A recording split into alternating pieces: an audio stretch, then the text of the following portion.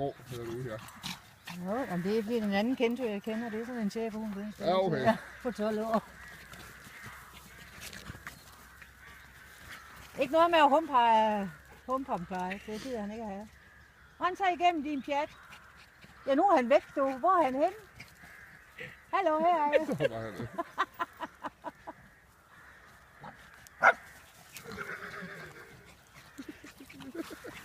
En lille cirkushund.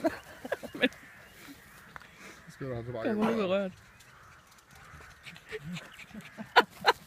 Du er slet ikke så dumt, Clyde. Du ved, du kan rende over nu. Og der kom Kento.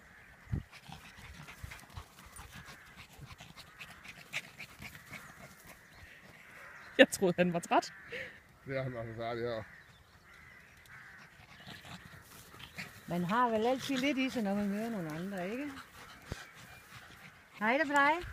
Smukke.